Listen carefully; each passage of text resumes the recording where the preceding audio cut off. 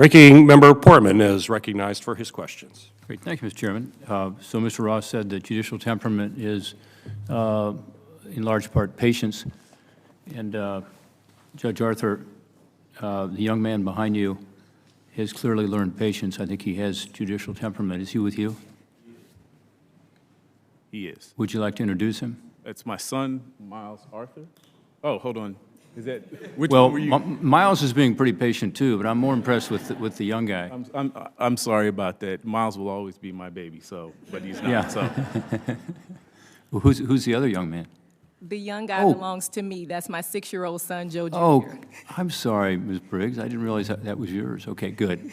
Well, that just woke him up. I'm sorry about that. But seriously, great patience. So we talked about violent crime earlier, and it's a huge problem around our country right now, and it's making so many communities unsafe and hurting the residents of some of our poorest communities and small businesses and others. D.C., unfortunately, is experiencing that surge as well. Homicides, armed robberies are on the rise. I talked earlier about the number of armed robberies this year compared to last year. It's shocking. I think reducing crime has to be a top priority of our judicial system all the way through. For all the witnesses, quickly, what do you think the court's role is in reducing crime, and how can the D.C. court system do a better job to prevent this crime wave from continuing to grow? Maybe start with Mr. Ross. Thank you. Thank you for the question, Senator.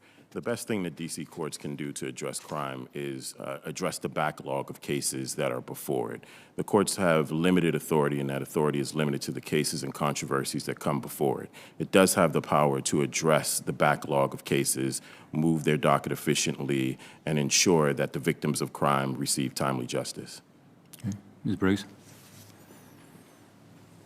Thank you, Senator. I agree with Mr. Ross. I think the timely adjudication of cases and addressing the court's backlog will assist in the endeavor of trying to conquer the crime problem here in the district. Thank you. Judge Arthur? I agree with my co-nominees, Senator.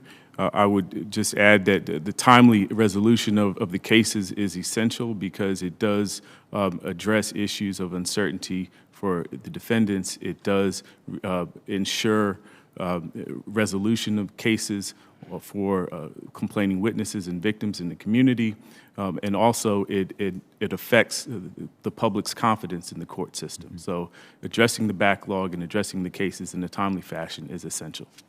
Mayor Bowser has criticized the backlog. She said it is a public safety concern, so I don't disagree with what any of you said, but it's also about how the case is ultimately resolved, right? In other words, the decisions that you will make with regard to cases, with regard to saying to those habitual criminals, you know, you can't keep doing this. There's going to be a consequence. Do you agree with that? Mr. Ross? Yes, the court in all of its cases has to look at the facts before it objectively, and in the issue of crime, there are certain factors that the court must look at when, say, carrying out sentencing, and the court must stick to those factors when issuing its sentencing. Briggs? I agree with my co-nominee. Mr. Arthur? I agree with my co-nominees. The court must, however, must make its decisions based solely on the facts and the law, Senator. Let me ask you a little, if I could, Mr. Arthur, about your background. You've been a magistrate judge in the D.C. Superior Court for more than 10 years, but before that, you practiced in a lot of areas of law, including criminal defense. As a judge, you've also served in the criminal division. How do you approach that transition from being an advocate for criminal defendants to being a judge in criminal cases, where your job is to, again, have consequences for those habitual criminals who are causing these crime waves in places like D.C.? Thank you, Senator. Again, when I was appointed to the bench in 2010, I had been practicing for over 10 years in the District of Columbia, primarily doing criminal defense. In preparation for my appointment, I spoke to my colleagues on the bench, including my mentor, the Honorable Mary A. Gooden Terrell, and went through the process of how to make judicial decisions. It was stressed upon me, not only in my time in preparation for my appointment, but also during my training sessions, preparing to take the bench. That training, in my view, was essential in making decisions and being able to separate the role that I had once as an advocate and now currently as a judge. Okay.